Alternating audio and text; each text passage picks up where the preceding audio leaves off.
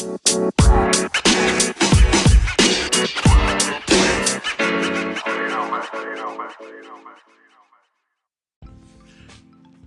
we're going to pick it up where we left off yesterday.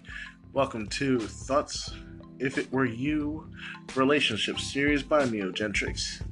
How are you guys doing this morning? It's currently 1:14 in the morning and it is cold outside. A cold front just hit us like it was nobody's business after the rain that we got yesterday. And the temperature is now 39 degrees outside. Yes, it is cold. We're going to pick up where we left off yesterday. Like I said, I was going to hit about 9 points from Donald Trump's book regarding relationships. And yes, even though this guy, is, well, I guess people say he's a womanizer. I don't know. I don't really care. He makes some pretty interesting points. I'm not going to say I agree with them, but I am going to list them off. Like I said, this is thoughts, things for you to think about. And I want you guys to focus on some of the information I'm going to give you tonight. Think about it a little bit, and then if you have any comments or concerns about it, hit me up, hit that call-in button, and we'll discuss that and then add it to this podcast as well, so other people can hear your opinion as well, so we can help each other. We want to help each other make the relationship stable and keep it going for longer than the standard of what nowadays has, which would be, a couple of weeks, a couple of days, maybe even just a few months. Everyone wants to find that one person. They want to be with that one person for longer than a couple of weeks. They want to be able to stay with them and say, yeah, I stayed with the same person for 5-6 years and they didn't cheat on me and I didn't cheat on them. We were faithful to each other and we had a blast, okay? That's what everybody wants, Nobody wants to find that one person, think it's the one person, donate all their time to them only to find out that that one person is a backstabbing, double-crossing cheater. Now, but we're going to see what we can do here about this real quick.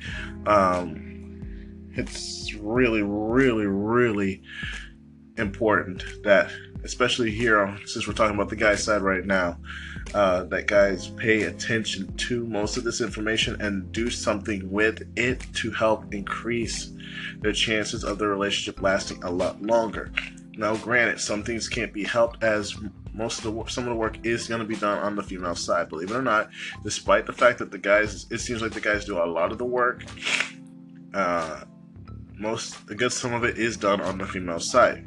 Keep in mind, while you may be the one doing all the work, paying for all the different stuff that y'all do, and going out and responsible for planning the dates and everything, remember that the final say-so, the final decision is still on the woman's side, okay? And again, like I said before, do not yell at her, treat her with respect, and, like I said before, don't you ever raise your hand to a woman, okay? Unless you're insisting on going to jail. I mean, honestly, in today's society, that's enough to wreck you and pretty much ruin your life for the rest of whatever you have left here on this planet.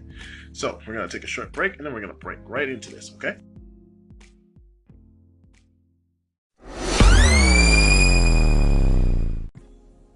Okay, so let's get started with this, okay? First thing that this book covers is thinking big, okay? Most people think small because they're afraid of success and afraid of making decisions, afraid of, achieving anything or winning, basically. I mean, you need to decide you want to have the best relationship of your life that gives you an advantage over people, instead of just playing around with just casual dating or waiting for fate to plop someone in your lap, okay? It just doesn't work that way. Now, granted, I won't say that it doesn't happen, but it's just not common, okay? Women love a man who knows what he wants and goes after it. This is one of the points in the book that I actually do agree with. No woman wants a guy who has no idea what the hell he wants to do with his life, okay? Just making that known right now. 2, maximize your options, okay? Be flexible. Don't be too attached to one person or outcome, no matter how promising it may seem at first. Keep a few balls in the air, until you're ready to close the deal. And in other words, when you're talking to different women, don't just settle with just one. Talk to a good couple of them until you find the one that you think might be the one, and then start moving in that direction with that one, okay? Which brings us to the third point, actually, knowing your market. Keep in mind that he speaks in terms of business, but at the same time, it can still be used for multiple different stuff as well, okay? Keep this in mind, you need to appeal to a wide variety of people, or just or rather, do you just appeal to a small group? Okay, you need to be willing to meet a wide variety of different people, not just in small groups, okay, or a specific type of group. You need to define what you're looking for as well. Don't waste your time chasing women who aren't interested whatsoever. And I think I pointed that out earlier in this podcast as well. You need to wait. Don't waste your time on women who you don't think you can actually get serious about. Okay, if you think that they're just going to be there, but not actually take you serious, or actually move forward with you, then you're just wasting your time. Okay, which brings us to the fourth point. Use your leverage. The worst thing you can do is in a deal such as this would be to seem desperate. Okay, that's one of the last things you want to seem. If you seem desperate, and women can usually tell when a guy is,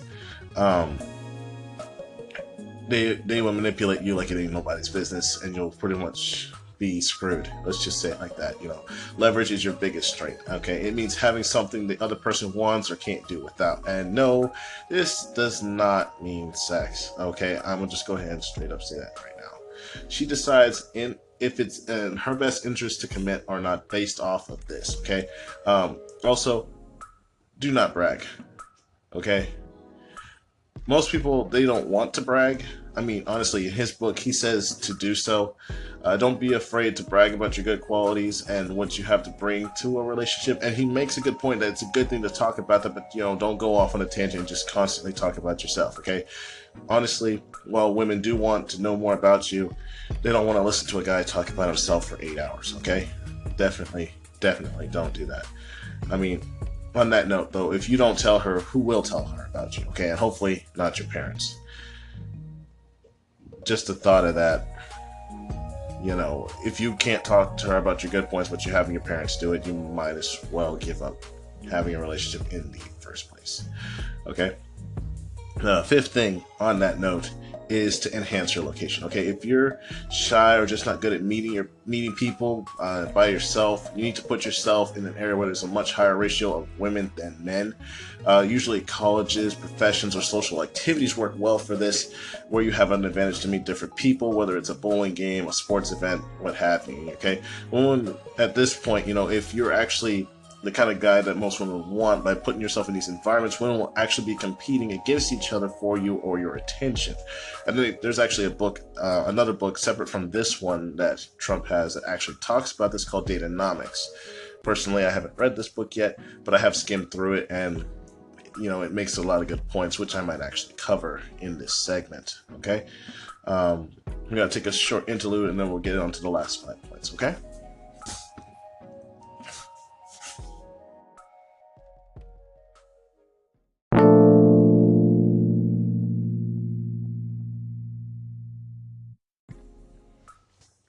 All right.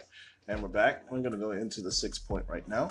In other words, let's go ahead and get the word out, okay? You need to let your friends, family know you're looking for someone special, and ask them who they know. Sign up for 3 online dating sites at least. Submit your profile to professional matchmakers, like finalmatch.com or something like that. Put your phones away, and be present and open to meeting people when you're out and about as well.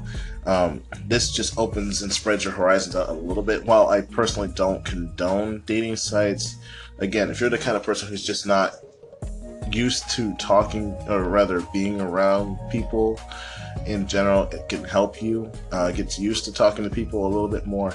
But at the same time, it's better to be out and about, dressed appropriately, of course. Don't just walk outside wearing rags looking like a bum. Okay, obviously you need to dress to impress, if you're trying to attract a woman. Okay, but don't dress like you are $1 million in the sense that you care for you, to treat yourself well, but don't dress like you're a millionaire, obviously, if you're not, because then it gives the wrong impression, and then the woman's going to expect you to back that up. Okay, with that being said, bringing us to point 7 out of 9, you can't con people for long. Okay, that's why pickup artists can help you get a date or get laid, but they come up lacking in creating relationships. Okay, so while it's great they can help you meet people or probably get you laid, like I said a minute ago, at the same time, they're not going to help you get or keep the relationship you're with that person. More or less, don't be that guy who talks a good game, like I said before, and doesn't deliver. Going back to the way that you were dressed, being the same in the same fashion. Do what you say you're going to do when you're saying you're going to do it. Under promise and over deliver. Okay, it's better to under promise something and over exceed what they expect than to over promise and under deliver. Okay, it's basically the same thing as lying. And like I mentioned earlier in this podcast, no girl likes a liar. Okay, which brings us to point 8. Contain the cost. Okay, meet for drinks and appetizers. Finding the one could mean meeting a lot of people. Okay, rather a lot of women. Don't waste your hard-earned resources whining and dining first dates with every single woman that you meet. Honestly, it's a waste of time. It's a waste of effort. It's a waste of money. And the only one who actually benefits out of those is the women who get a free meal. Not saying there's anything wrong with that. But if you're trying to find that one and you're trying to conserve your wallet at the same time so you can actually treat that one out properly, that's not the way to go about it, okay? Last but not least, point 9 from his book is that don't spend a lot of time worrying about what you could have done differently or where things are going way too early on, okay? You can't predict where or when or how you'll meet the one in emphasis right here. We're just going to say the one from this point forward, okay? But if you don't take the ups and downs of dating,